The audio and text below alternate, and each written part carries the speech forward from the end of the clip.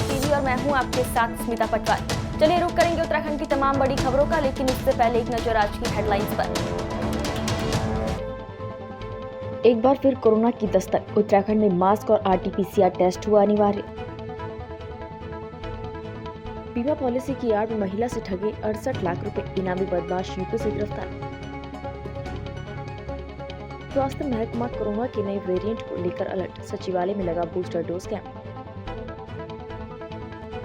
डोईवाला पुल के approach road धंसने पर हमलावर मोड में कांग्रेस, निकाली 8 किलोमीटर की पदयात्रा। प्रदेश भर में कोरोना को लेकर सरकार अलर्ट है। भारत सरकार के निर्देशों के बाद अब उत्तराखंड शासन की ओर से भी कोरोना को लेकर SOP जारी कर दी गई है। भीड़भाड़ वाले इलाकों में मास्क पहनने की अनिवार्यता फिर से शुरू हो गई है। साथ ही RT-PCR टेस्ट को भी अनिवार्य कर दिया गया है। आपको बता दें कि सचिव स्वास्थ्य डॉक्टर R राजेश कुमार द्वारा कोविड की SOP जारी करते हुए सभी जिलों के DM और CMO को दिशा निर्देश दिए गए हैं, जिसके तहत कोरोना संक्रमितों के सैंपलों को अनिवार्य रूप से जीनोम सीक्वेंसिंग के लिए राजकीय मेडिकल कॉलेज देहरादून भेजा जाएगा।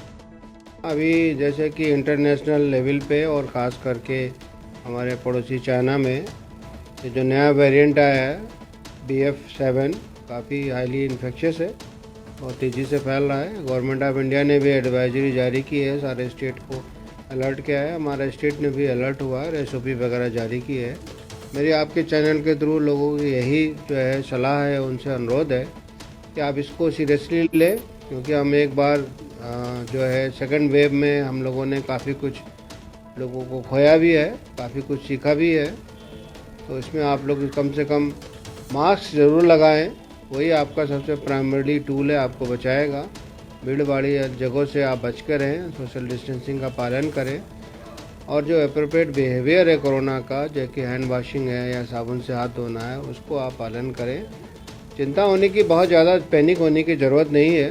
India country already more than 90% लोग वैक्सीनेटेड है, सभी ने लगभग सेकंड डोज ले लिया है, बहुत सारों ने बूस्टर डोज भी ले रखा है। तो मुझे आप लोगों से बस इतना ही कहना है कि बूस्टर डोज जिनका अभी पूरा नहीं हुआ है, आप उसको लें, आप स्वस्थ रहें, इन नियमों का पालन करें। जो भी वेव आएगी उसको फेस करने के लिए government Doon medical college Doon hospital पहले से भी तैयार रहा है। फर्स्ट सेकंड थर्ड वेव हम लोगों ने बहुत ही अच्छे तरीके से मैनेज किया है। फोर्थ के लिए भी हम तैयार हैं, वो सारे इंफ्रास्ट्रक्चर दोबारा से रीएक्टिवेट कर दिए गए हैं और हम सब तैयार हैं, जैसी भी सिचुएशन आएगी उसको हैंडल कर लेंगे। कोरोना के मामले फिर बढ़ते देख प्रदेश सरकार की ओर से दिशा निर्देश जारी होने के बाद हरिद्वार जिला प्रशासन ने भी कोविड के रोकथाम के लिए SOP जारी कर दी है, जिसके तहत भीड़ भाड़ वाले क्षेत्रों में मास्क लगाना और सोशल डिस्टेंसिंग का पालन करने के निर्देश दिए गए हैं। हालांकि शुरुआती दौर में लोग बिना मास्क के घूमते नजर आ रहे हैं। हरिद्वार के कनखल, ज्वालापुर और खड़खड़ी जैसे भीड़ भाड़ वाले बाजारों में लोग बिना मास्क और सोशल डिस्टेंसिंग के नजर आ रहे हैं। जिलाधिकारी वीना शंकर पांडे का कहना है कि SOP जारी कर दी गई है, जल्द ही प्रचार प्रसार के माध्यम से लोगों को जागरूक किया जाएगा। कल SDMA की तरफ से एक जारी हुआ है और उसी के क्रम में डिस्ट्रिक्ट डिजास्टर मैनेजमेंट अथॉरिटी की तरफ से भी हम लोगों ने एक आदेश जारी किया है। अभी बहुत पैनिक होने की आवश्यकता नहीं है, लेकिन हमको अब स्वयं पर आप नियंत्रण रखने की ज़रूरत है। जैसे हम भीड़ भाड़ वाले स्थानों में जाने से बचें, अगर जाएँ तो वहाँ मास्क का उपयोग करें, सोशल डिस्टेंसिंग का पालन करें, हैंड सैनिटाइज़र का इस्तेमाल करें। तो ये सब हम लोगों ने शुरुआत एक आदेश कर दिया है और इसको धरातल उतरने में मुझे लगता है 2-4 दिन लगेगा। लोगों को प्रचार प्रसार करना पड़ेगा और मैं उम्मीद करता हूँ कि इसके बाद लोग इसका विधिवत पालन करेंगे। अभी इसके बाद नहीं, अभी इसका कोई एज ए सच कोई डायरेक्शन नहीं है, लेकिन इतना ज़रूर कहा गया है कि जो लोग खांसी, जुकाम, हल्के बुखार से पीड़ित होकर हॉस्पिटल्स में OPDs में आ रहे हैं, उनका अनिवार्य रूप से RT-PCR टेस्ट किया जाए।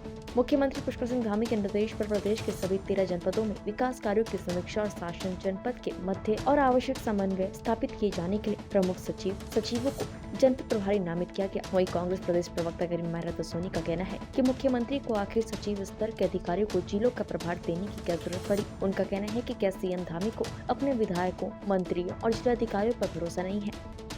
एक और मामला सामने आया है कि अब जिला प्रभारी बनाए गए हैं सचिव स्तर के अधिकारी। ऐसे में कई चीजें निकल कर आ रही हैं। कहीं ऐसा तो नहीं मुख्यमंत्री को अपने विधायकों और मंत्रियों पर से भरोसा उठ गया हो, कहीं ऐसा तो नहीं कि विधायक और मंत्रियों ने मुख्यमंत्री को उदास किया हो और उनकी जो आदेश हैं उनका पालन ना किया हो। क्योंकि देखिए, मुख्यमंत्री ने पिछले दिनों जनता दरबार लगाने के लिए कहा, कहीं जनता दरबार की खबर नहीं आई। मुख्यमंत्री ने जिला प्रवास करने के लिए मंत्रियों से कहा, कहीं प्रवास की खबर नहीं आई। संगठन ने जिला प्रभारी मंत्री बनाए, वो कोई खबर निकल के सामने नहीं आई कि किसी मंत्री ने अपने प्रभार के जिले का दौरा भी किया हो। ऐसे में अनंतो गत्वा उनको सचिवों की शरण में जाना पड़ा और अब सचिवों को उन्होंने प्रभारी बनाया है। तो सवाल ये उठता है, क्या अपने जिलाधिकारियों पर भरोसा नहीं रहा मुख्यमंत्री जी को? कहीं ये डेंट तो नहीं जिलाधिकारी की क्रेडिबिलिटी पर? जिलाधिकारी पर आपका ट्रस्ट लेवल खत्म हो गया है, इसलिए आपने एक प्रभारी सचिव भी ऊपर से बैठा दिया जिलाधिकारी के। दोनों का अपना अधिकार क्षेत्र क्या रहेगा, दोनों किस किस काम में आदेश कर पाएंगे, ये सारी बातें हैं जो सवालों के घेरे में हैं। और साफ पता चलता है कि सरकार में सब कुछ ठीक नहीं चल रहा है, भारतीय जनता पार्टी के संगठन में सब कुछ ठीक नहीं चल रहा है और मंत्रियों और अफसरान के बीच सब कुछ ठीक नहीं चल रहा है।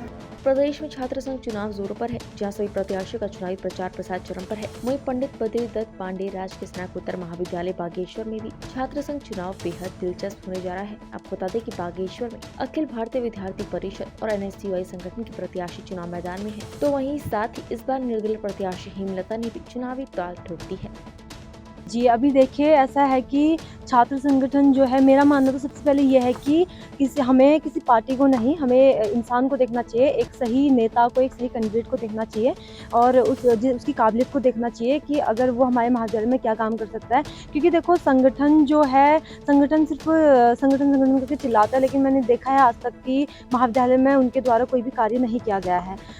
वो जो बड़ी बड़ी बातें करते हैं, बड़े बड़े वादे करते हैं, मैंने वो देखा है कि आज तक वो पूरे नहीं हुए हैं। तो इससे मेरा मानना ये है कि अगर मैं जैसे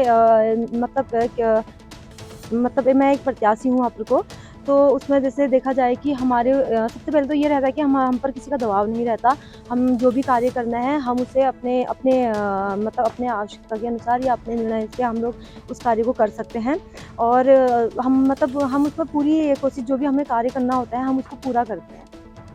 नववर्ष के मौके पर चंपावत के सुप्रसिद्ध शक्तिपीठ माता पूर्णागिरि धाम में लगने वाले 2 दिन के मेले को लेकर टनकपुर के नवनियुक्त उप जिलाधिकारी सुंदर सिंह ने टनकपुर तहसील सभागार में सभी संबंधित विभागों और मेला समिति के लोगों के साथ एक बैठक की, जिसमें 31 दिसंबर और 1 जनवरी के दिन पूर्णागिरि धाम में दर्शन करने आने वाले श्रद्धालुओं के लिए संबंधित व्यवस्थाएं करने और आवश्यक सुरक्षा व्यवस्था उपलब्ध कराने जैसे विषयों पर मंथन किया गया। हम ये चाह रहे हैं मेला हमारा सुख शांति पूर्वक निकले, सही ढंग से निकले। पूरी व्यवस्थाओं के ऊपर अभी चर्चा हुई है, लाइट, पानी, बिजली और सुरक्षा व्यवस्था पुलिस की, तो सभी व्यवस्थाओं पर अभी चर्चा हुई। तो जो उस पर हमने आपसी सहमति से तय किया है कि मेले को बहुत बढ़िया करके शांतिपूर्वक ढंग से चलाएंगे। रामनगर के ग्राम चोरपानी में रहने वाले एक मजदूर की 5 साल की पुत्री जीनत को अज्ञात कार चालक ने जोरदार टक्कर मार दी, जिसमें जीनत की दर्दनाक मौत हो गई। जीनत गांव में ही एक दुकान से दूध लेकर घर वापस आ रही थी। इसी बीच एक अज्ञात कार चालक ने तेज और लापरवाही से वाहन चलाकर जीनत को टक्कर मार दी और वाहन चालक मौके से फरार हो गया। लोगों ने पुलिस की कार्यप्रणाली पर भी कई सवाल खड़े किए और नाराजगी जताते हुए कहा कि घटना की सूचना देने के बाद भी करीब 2 घंटे तक पुलिस घटनास्थल पर नहीं पहुँची। हम सब यहाँ है, घटना ये हुई, मेरी लड़की घर से दूध लेने गई, दूध लेकर वापसी आ गई, कच्चे रास्ते पे खड़ी, वो पार करने के राई रोड, बोले ये गाड़ी नहीं आवे इधर उधर से, तो मैं कार पार कर लूँ रास्ता। मेरी लोंडिया को वहीं ठोक गया कच्चे रास्ते में, कार वाला भाग गया। वो लड़की का क्या हुआ, एक्सीडेंट हो गया। अब क्या पता हमें, क्या 5 साल की हमारी जीनत। भगवानपुर थाना क्षेत्र के खेड़ी शिकोपुर गांव में एक ही समुदाय के 2 पक्षों में खूनी संघर्ष हो गया। आपको बता दें कि ये लड़ाई मामूली कहासुनी के बाद हुई, जिसमें दोनों पक्षों के आधा दर्जन लोग गंभीर रूप से जख्मी हैं। जख्मी लोगों को अस्पताल में भर्ती कराया गया है, जहां उनका इलाज चल रहा है। पुलिस मामले की जाँच में जुट गई है। उत्तराखंड की तमाम बड़ी खबरों में फिलहाल इतना ही। बाकी खबरों के लिए देखते रहिए पहाड़ टीवी। नमस्कार।